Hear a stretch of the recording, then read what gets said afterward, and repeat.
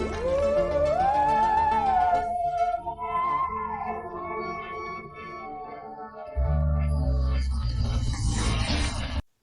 Morning and welcome to the Tar Education friends.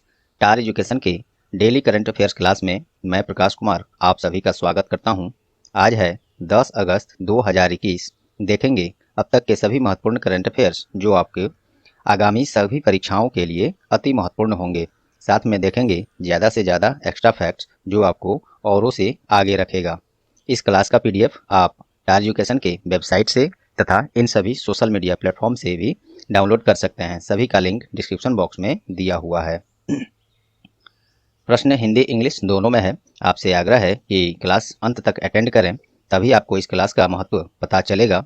और यदि class आपको परीक्षा उपयोगी लगे तो प्लीज़ वीडियो को लाइक कर देंगे और ज़्यादा से ज़्यादा शेयर करके टार एजुकेशन का सहयोग करें। और चैनल को अब तक आप सब्सक्राइब नहीं किए हैं तो प्लीज़ अभी सब्सक्राइब बटन दबा दें, और पहले से सब्सक्राइब कर लिए हैं तो आपका बहुत बहुत धन्यवाद। तो चलिए बिना देर किए शुरू करते हैं आज का क्लास। पहला प्रश्न है, what is the rank of India in the recently concluded Tokyo Olympics 2020? हाल ही में संपन्न हुए टोक्यो ओलंपिक 2020 में भारत का रैंक क्या है? तो सही जवाब है 48। इस बार जो जापान के टोक्यो में 23 जुलाई से 8 अगस्त के बीच टोक्यो ओलंपिक हुआ है, उसमें भारत का रैंक इस बार 48वां रहा है।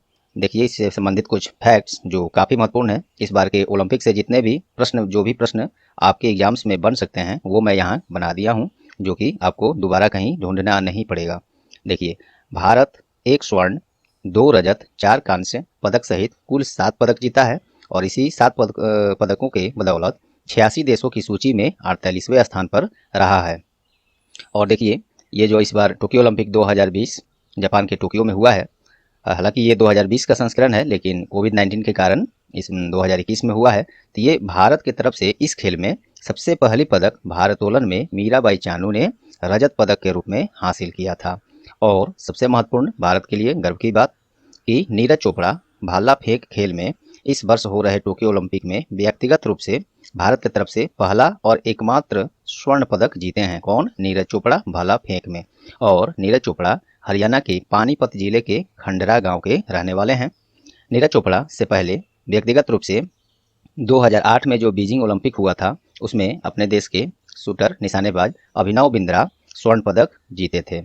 और देखिए, टोक्यो ओलंपिक 2020 में इस बार जो हुआ है, इसमें सबसे कम उम्र की स्वर्ण पदक विजेता जापान की मोमिजी निशिया बनी हैं। ये प्रश्न बन सकता है, तो ये याद रखेंगे। और इस सूची में भारत तो 48वें स्थान पर है, ऊपर प्रश्न भी यही है। और तो 113 पदकों के साथ USA शीर्ष स्थान पर है। तो ये भी पूछा जा सकता है, भारत का तो जरूरी है ही। पहले स्थान पर 113 पदकों के साथ USA पहले स्थान पर है। टोक्यो ओलंपिक 2020 ये तो मैंने बता दिया है, 23 जुलाई से 8 अगस्त 2021 तक जापान के टोक्यो में हुआ है। और ओलंपिक का आयोजन कौन कराता है? IOC कराता है, अर्थात इंटरनेशनल ओलंपिक कमेटी। स्थापना 23 जून 1894। मुख्यालय लॉजेन स्विट्जरलैंड में है। प्रेसिडेंट थॉमस बाक हैं। चलिए अब देखते हैं हम लोग इसमें का बाकी ऑप्शंस। ये तीनों ऑप्शंस जो हैं कोई ना कोई रैंक से संबंधित है, जो कि काफ़ी महत्वपूर्ण है। देखिए, 135वां ये क्या है? 135 या सॉरी, हाल ही में जो Institute for Economics and Peace द्वारा जारी किया गया था 15वां ग्लोबल पीस इंडेक्स, उसमें भारत का रैंक 35वां था। फिर से सुन लीजिए, 15वें ग्लोबल पीस इंडेक्स में भारत का रैंक 135वां है। और इसमें आइसलैंड सबसे ऊपर है। ग्लोबल पीस इंडेक्स का मतलब क्या है? इसमें जैसे आइसलैंड सबसे पहले स्थान पर है ये, तो इसको पहले स्थान का मतलब क्या हुआ कि आइसलैंड जो है सबसे शांतिपूर्ण देश जो है इस अभी बना हुआ है पूरे विश्व में, तो इसलिए ये पहले स्थान पर है। और इसी मामले में भारत 135वें स्थान पर है। अफगानिस्तान जो है सबसे नीचे है ये इस लिस्ट में। अफगानिस्तान सबसे कम शांतिपूर्ण देश बनकर इस सूची में सबसे नीचे से टॉप किया है। नीचे से टॉप तो नहीं हो सकता, लेकिन नीचे है, सबसे नीचे है। चलिए हो गया। 142 ये जारी है, ये सूची है। विश्व प्रेस स्वतंत्रता सूचकांक 2021 की सूची में भारत 142वें स्थान पर है। और इसमें और ये दूसरी बार है जब भारत जो है 142वें स्थान पर है। पिछले वर्ष भी भारत 142वें स्थान पर ही था, विश्व प्रेस स्वतंत्रता सूचकांक 2021 में 21 में और 20 दोनों में 142वें पर ही है। और इस सूची में सबसे नीचे 180वें स्थान पर इरिट्रिया है। और चीन भी इसमें, देखिए चीन जो है इतना बड़ा राष्ट्र होकर इस मामले में 177वें स्थान पर है। हालांकि ये चीन का बीच में है, नहीं पूछा जा सकता है, लेकिन ये जानकारी के लिए मैंने बताया। सबसे बड़ी बात कि इस सूची में पहले स्थान पर कौन है, तो लगातार 5वीं वर्ष से नॉर्वे पहले स्थान पर है विश्व प्रेस स्वतंत्रता सूचकांक में। चलिए 10वां रैंक ये क्या है, तो वैश्विक साइबर सिक्योरिटी इंडेक्स 2020 में भारत 10वें स्थान पर है और इसी में इस सूची में अमेरिका पहले स्थान पर है। तो देखिए दोस्तों, एक प्रश्न से आपको ऑप्शन से भी इतने फैक्ट्स और ये extra fact, statics, GK, current सब मिलाकर इतने चीज़ मिले आपको पहले प्रश्न से। उम्मीद करता हूँ ये आपको पसंद आई होंगी। तो पसंद आई होंगी तो मेहनताना आप लोग तो जानते ही हैं कैसे देना है, सहयोग कीजिए। आप लोग की सहयोग की अपेक्षा हम लोग करते हैं, तभी हम लोग आगे बढ़ सकते हैं। चलिए दूसरा प्रश्न है, ओलंपिक 2024 का आयोजन कहाँ करने का घोषणा किया गया है। ऊपर वाले प्रश्न से ही संबंधित है ये भी वेरी इंपॉर्टेंट बनेगा, वेन्यू से संबंधित प्रश्न आते हैं। तो अभी जो हुआ है ओलंपिक 2020 वाला 21 में हुआ है, अब पड़ेगा 24 में, तो ये कहाँ होगा, तो ये होगा फ्रांस के पेरिस में। ओलंपिक इसमें तो हो ही गया। तो यही बात यहाँ पे मैंने लिखा है, 2024 ओलंपिक 2024 का आयोजन फ्रांस के पेरिस में किया जाएगा। बाकी चीज़ तो ओलंपिक से संबंधित हम लोग पहले प्रश्न में काफ़ी डिटेल में जो भी संभावित प्रश्न आपके एग्जाम में बन सकते हैं वो मैंने चर्चा कर दिया है। तो और ये IOC के बारे में भी अभी हम लोग ने देखा है, इसको रहने देते हैं। ऑप्शंस देखिए, ब्रिस्बेन ये भी किसी वेन्यू से संबंधित है। समर ओलंपिक 2032 का आयोजन कहाँ किया जाएगा, तो ऑस्ट्रेलिया के ब्रिस्बेन में। वेरी इंपॉर्टेंट है ये भी, समर ओलंपिक 2032 ऑस्ट्रेलिया के ब्रिस्बेन में किया जाएगा। चलिए UAE में क्या होगा, तो ICC men's T20 world cup 2021 वही कहाँ किया जाएगा, UAE में, वही दुबई और जो भी सिटी है वहाँ वहीं पे होगा, अबू धाबी जहाँ भी हो, तो UAE में किया जाएगा ये ICC men's T20 world cup 2021। Rome, यहाँ पे G20 के संस्कृति मंत्रियों की पहली बैठक रोम में हुआ है, इटली के रोम में। चलिए तो ये रहा दूसरे प्रश्न से। अगला प्रश्न देखिए, राष्ट्रीय शिक्षा नीति 2020 NEP नेशनल एजुकेशन पॉलिसी 2020 लागू करने वाला कौन पहला राज्य बन गया है। ये प्रश्न मैं कल ही के यूट्यूब क्लास में करा चुका था, इंपॉर्टेंट था, दोबारा से मैंने रख दिया है। तो कौन लागू किया है, करने वाला पहला राज्य बना है, तो ये बना है कर्नाटक।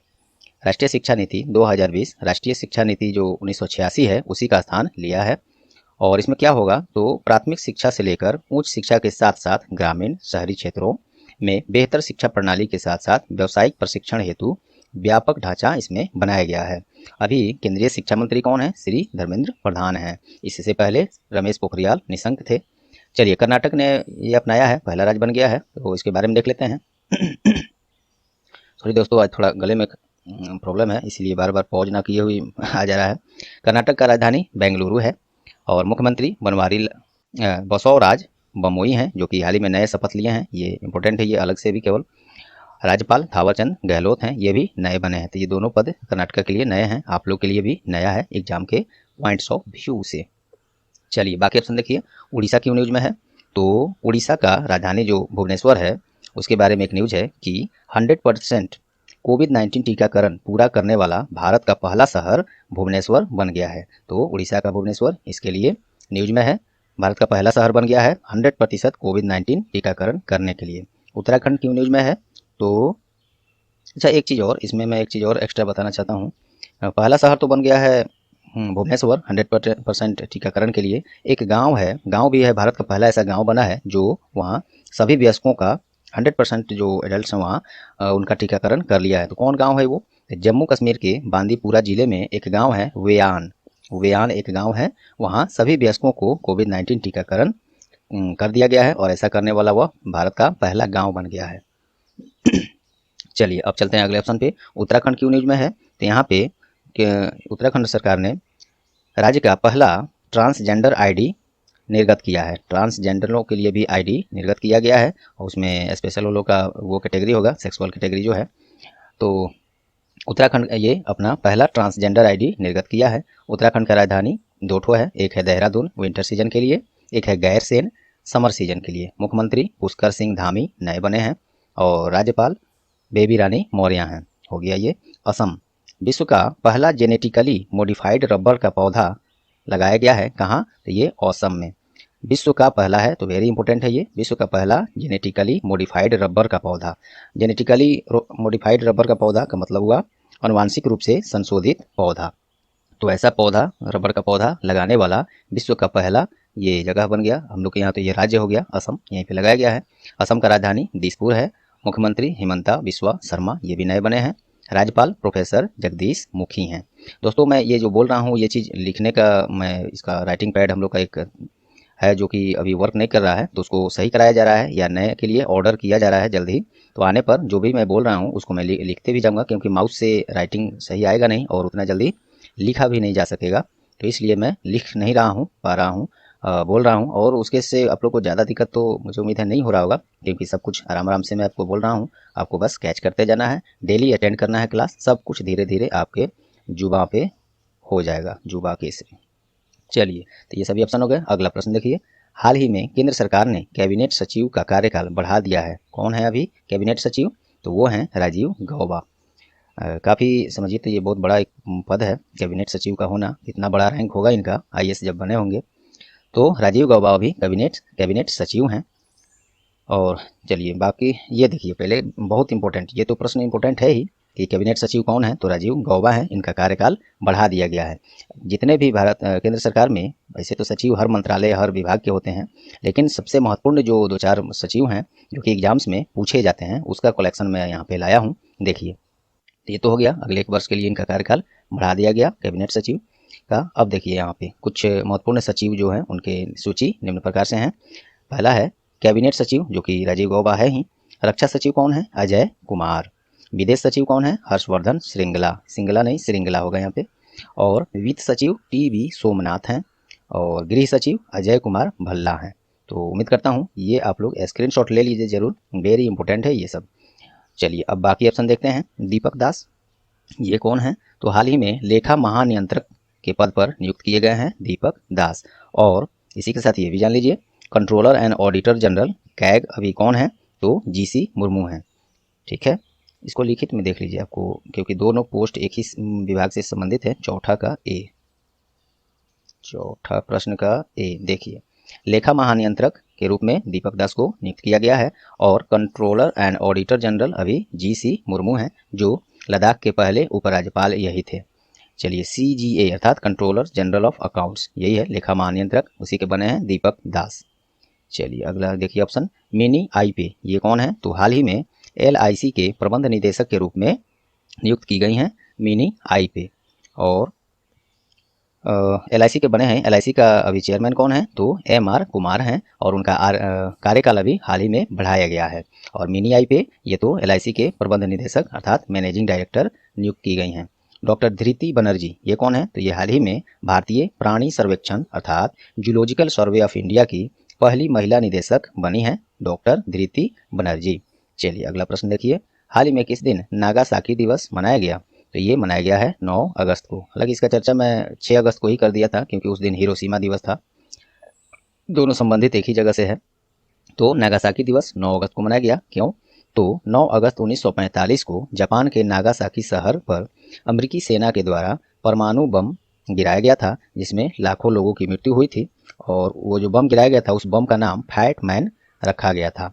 और इससे 3 दिन पहले 6 अगस्त को, देखिए यहाँ पे 6 अगस्त को उसी जगह जापान के ही एक जो शहर है हिरोशिमा, उस पर अमेरिकी सेना के द्वारा ही परमाणु बम गिराया गया था, जिसमें भी लाखों लोगों की मृत्यु हुई थी। और जो 6 अगस्त को हिरोशिमा पर बम गिराया गया था, उस बम का नाम लिटिल बॉय था। और 9 अगस्त को जो गिरा था वो फैट मैन था, इससे 3 दिन बाद गिरा था। तो ये है 9 अगस्त की नागासाकी दिवस। 6 अगस्त को वही हिरोशिमा दिवस है, मैंने उसी को यहाँ अलग कर दिया था। चलिए ये दोनों ऑप्शन देखते हैं। 1 अगस्त को क्या मनाया गया? तो 1 अगस्त को मुस्लिम महिला अधिकार दिवस 1 अगस्त को मनाया गया है। क्यों? क्योंकि 1 अगस्त को ही 3 तलाक के खिलाफ कानून लागू हुआ था, जिसकी खुशी में सभी मुस्लिम महिलाएं बहुत खुश हैं। और इसी अवसर पर प्रत्येक वर्ष मुस्लिम महिला अधिकार दिवस मनाया जाता है। 7 अगस्त को क्या, अच्छा 1 अगस्त को एक और दिवस है, वर्ल्ड लंग्स कैंसर दिवस, अर्थात फेफड़े का जो कैंसर होता है उसी का दिवस है वर्ल्ड लंग कैंसर दिवस। ये भी 1 अगस्त को ही मनाया गया है। 7 अगस्त को देखिए, 7 अगस्त को राष्ट्रीय हथकरघा दिवस हाल ही में मनाया गया है। चलिए इसको थोड़ा सा हम लोग टेक्स्ट फॉर्म में देखते हैं, कुछ और चीज़ बताना है मुझे। 7 अगस्त को चौथा प्रश्न है, देखिए यहाँ पे 7 अगस्त को राष्ट्रीय हस्तकरघा दिवस मनाया गया है और ये हस्तकरघा उद्योग को बढ़ावा देने के लिए 2015 में पहली बार मनाया गया था और ये कपड़ा मंत्रालय के पहल पर द्वारा मनाया जाता है। कपड़ा मंत्री कौन है? तो श्री पीयूष गोयल हैं। इससे पहले ये रेलवे मिनिस्ट्री में थे, अभी हैं कपड़ा मंत्री पीयूष गोयल। पीयूष गोयल की बात हुई है तो इनके पास कुछ और महत्वपूर्ण मंत्रालय हैं, वो देखिए। पीयूष गोयल के पास वाणिज्य और उद्योग मंत्रालय, खाद्य एवं उपभोक्ता मामले तथा कपड़ा मंत्री, ये तो हैं ही, ये सभी मंत्रालय इनके पास है। ये चीज़ मुझे बताना था आपको। चलिए हो गया सभी ऑप्शन। अगले अच्छा, ये जापान से संबंधित प्रश्न था। जापान के बारे में देखिए, राजधानी टोक्यो है, मुद्रा जापानीज येन है और प्रधानमंत्री योशिहिदे सुगा हैं।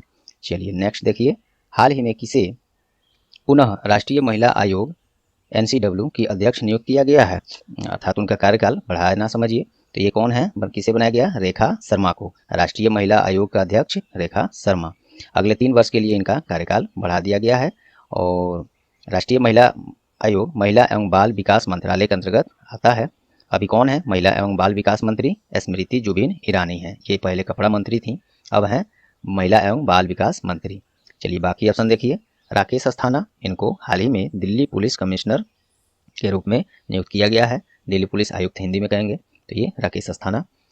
एन वेणुधर रेड्डी, इनको हाल ही में ऑल इंडिया रेडियो का महानिदेशक के रूप में नियुक्त किया गया है।